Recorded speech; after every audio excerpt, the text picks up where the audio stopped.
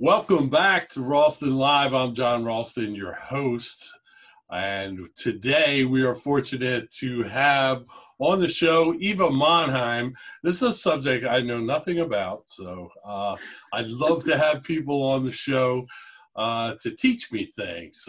So Eva, welcome to the show, and thanks for teaching me a few things today. Thank you, John. I'm delighted to be here. It's great. Now, in a nutshell, what's important about trees in general? I know they're a source of oxygen for us and probably part of the reason why we're here at all. Well, trees are important because we have them all around us, and yet we don't really see them. We just take them for granted.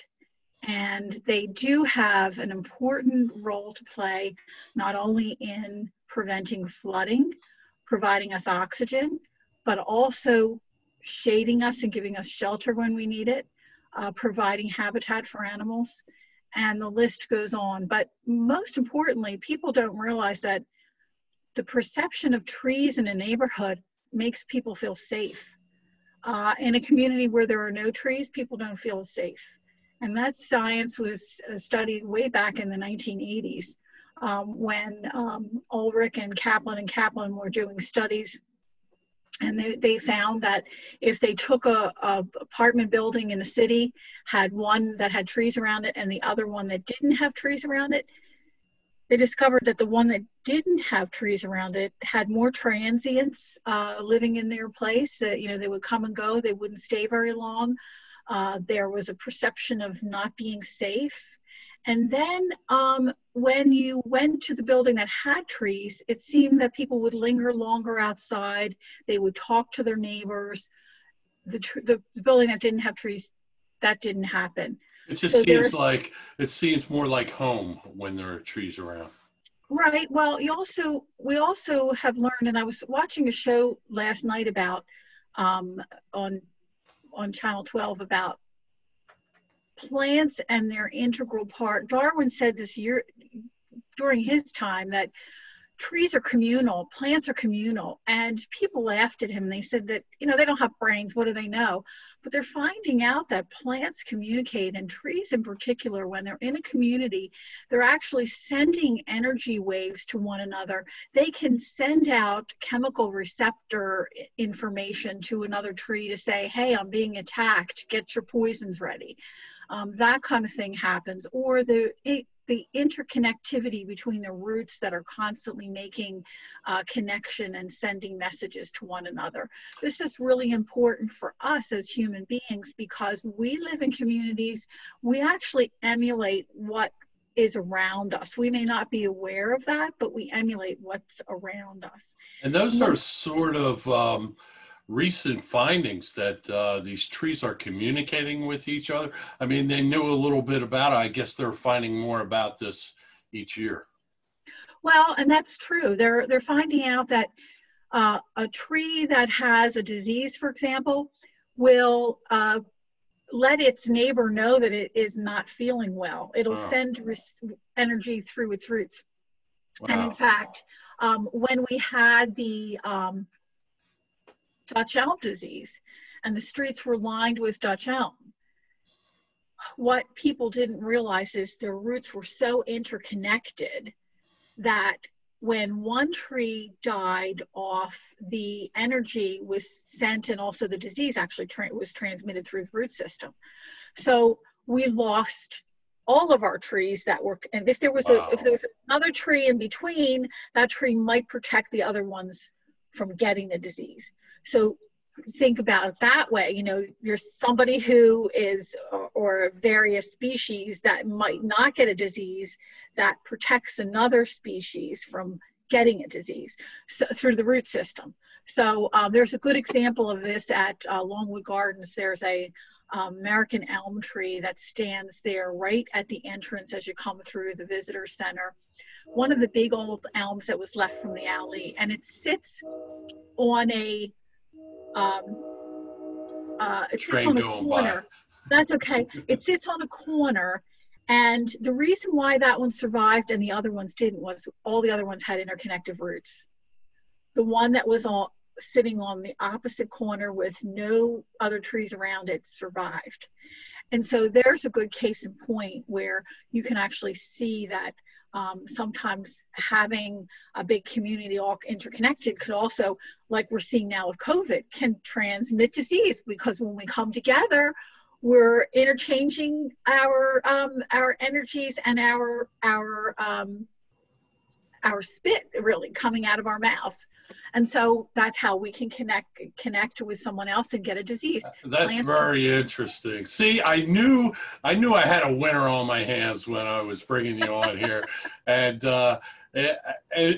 in fact, you have a lot of things going on as far as you have your own podcast and you have a new book. Let's talk about the new book, first of all. Oh, I have it right here. I thought I would show it. Sure. That's what we're here for. Shrubs and Hedges, and it's put out by Cool Springs Press. It came out on March 3rd, and I had 2 book signings before COVID, which was opportune. But the book itself has been in the process of being made for at least 6 years. And in this book, it takes all the questions that I've had from students over the years, because I used to teach at Temple University as a professor there. And I would get all these questions from people about shrubs and trees. And I wanted to do a shrub book because shrubs are not as popular right now as trees and perennials are. So I thought, well, this would be great. And I also teach a shrub class at Longwood Gardens. So this would work out perfectly. And in there, I talk about, the establishment of hedges and hedgerows. Where did they come from? The historical significance of those. What's the culture of, and why shrubs are important? Because they fill the same spaces that humans fill. Trees are taller than us. They're like homes. They're like our roofs over the canopy over our homes, or if you think of a large tree like that. Anything else that's smaller and shrub-like is either the size of humans, or it would be like our furniture size. So we're actually filling our landscape with furniture when we put shrubs in. And let me ask you a question about hedges, just while I have it in my head. Now, we all know that ancient England, all the castles, and you can picture all the hedges around those areas, but did it go back to, say, Roman times? It did, and I'm so glad you asked that question. That's a really great question.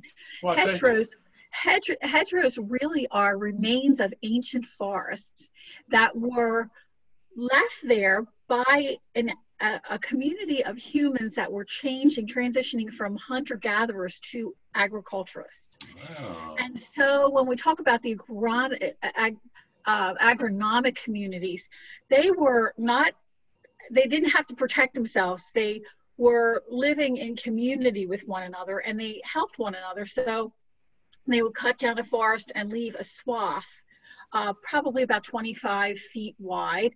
And that swath would act not only for the animals to continue to travel through so that they could still hunt, but they could also have their fields protected by strong winds, to protect it from losing water off the surface or erosion. And so hedgerows are really part of an ancient system predating feudal time. And it's not until feudal time that these hedgerows start to be utilized as a defense mechanism. And there was some really fascinating information in a book that I read from England about hedgerows. And they talk about during World War II and even before World War II, Hitler had photographed all of England. So he knew where all the hedgerows were, because that was a type of defense mechanism, and how he was going to utilize those hedgerows for his armies to be protected. So he could in theory kind of sneak up on them if the exactly. But what he didn't know was that the English were already digging holes and using the hedgerows as a way to when they had air raids, they would use the hedgerow and be able to dig down. They actually had rooms underneath some of the hedgerows so that people could be protected. And people don't even know this. Wow, that's So incredible. that's really cool. And so at that, and then hedges came along, just regular hedges came along once people started acquiring property and buying property or were given property by the king or queen. The only way they could delineate it from the peasants was to put up a hedge of plants. So those hedges would be maybe 1 or 2 different types of plants, and that was to keep the peons away from the wealthy. Let me ask you about your podcast.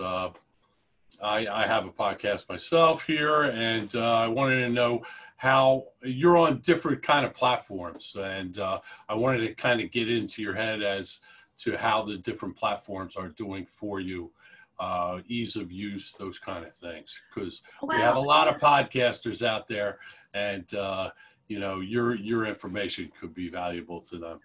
Well, I belong to an organization called GardenCom, which are Garden Communicators. And Garden Communicators is a global organization. And we share a lot of information with one another. And I was asked to come on to a podcast down in Washington, D.C. by Kathy Gents, who does the Washington Gardener magazine. And she said, I'd like you to come on to my podcast to talk about your book. And I said to her, I said, well, that would be great. And I said, I'm thinking about starting a podcast, but I don't know anything about it. And she said, well, she is on the Anchor platform.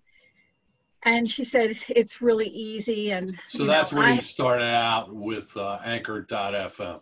I did, but here's the really interesting thing. I have a son who is a sound engineer in Hollywood, and I was having a horrible time editing my own work. So I said to him, I need your help. And he does this kind of work. So he said, I'll edit your podcast. Sure, Mama, I'll do that. And so he not only edits my podcast, but he also keeps me in line and tells me how to make my show better. He also did the music, the beginning music for the podcast, which is great. Really clever how he did it. But it's really great because, he also went to acting school, has an engineering degree in sound.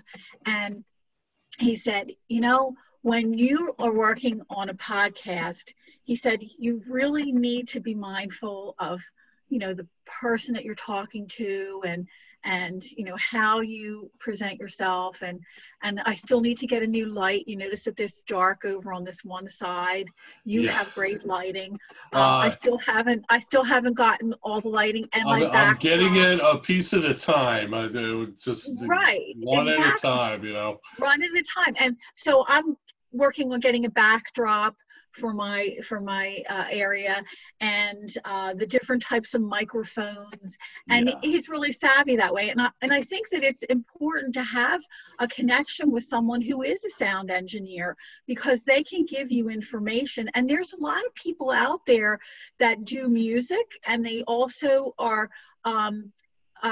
they're starting out in the sound industry. So you can approach them. They're very approachable, especially here in Philadelphia. We've got a lot of young people who are going into sound who just want to have to help somebody with their sound. So that's a good way to get started. It's great to have somebody in the family who can actually help you out with that. It is. I think we're both fortunate in that arena. It's really great. And when someone says to you that they want to do something that's atypical, sound engineering was atypical. He packed up his bags and left because he was doing theater and lighting and managing theater companies. And then when he left, he said, I'm going to become a sound engineer, because he has always been passionate about sound. He's been one of those kind of people that has been interested in sound since he's been 2 years old.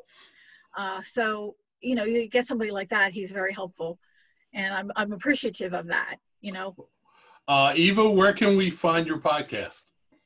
Our podcast is on Anchor. You could find it, or you can also find it on my business my business website, which is Verdant Earth Educators, and you'll see on the top of the tab podcasts and videos, and it's there also. And I think we're on, I think now 7 or 8 different platforms, and Wow.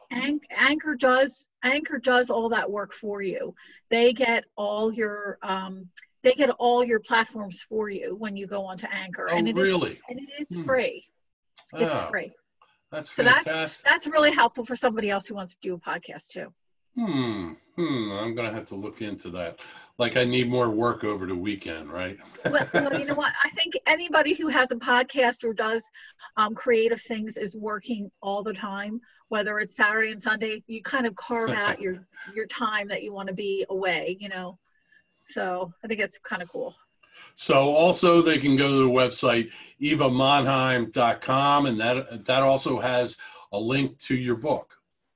That has a link to my book. Yes, it does. And I'm very conscious about people's budgets. So there's lots of different places that you can go that'll take you to different purveyors that carry the book. I'm sure you're all aware of the big one that's out there that Sure. everybody utilizes, but there's also others. And the book is available in Australia, England, and Canada too. So there's listings for those book stores as well. Once again, the website, evamonheim.com, and also verdanteartheducators.com is the other Right. website. Eva Monheim, hope to have you on again very soon. What I would like is for you to be out in the wild next time. Take your phone and we'll do and you can actually show us the parts of the trees and why they're important. We could certainly do that. And I usually go for walks, and on I have an Instagram account under my name, Eva Monheim. Excellent. And you can go on there every day, and I put a new tree or shrub on there so that you can learn it. These are for my fellow arborists out there, or people who are amateur plant people who want to learn more about a tree or shrub. I like to share my knowledge, and that's on Instagram. Well, I think everybody would be interested in that, Eva. So try and include us lay people in your nature exploration. I think it's important. I think it's really important, John, because you know, if we own a home, we should know what's out there in our garden. And if we're out in the woods and we're taking a walk and we know at least 1 or 2 of the trees that we're passing, we always feel more connected to the environment. And I think that's really important. Eva, thanks so much for being on the show. This was a lot of fun. Thank you. I appreciate it. Folks, you too. And folks, when we come back, we have more for you here on Ralston Live. It's through 98.5 WXPM, and we also post these interviews on Facebook at facebook.com/Ralston Live. And if you're interested in coming on the show, you can go to our Facebook page and message me directly through the Ralston Live page at Facebook. And if you have a story, folks, we want you here on the show. So we'll see you next time right here on Ralston Live.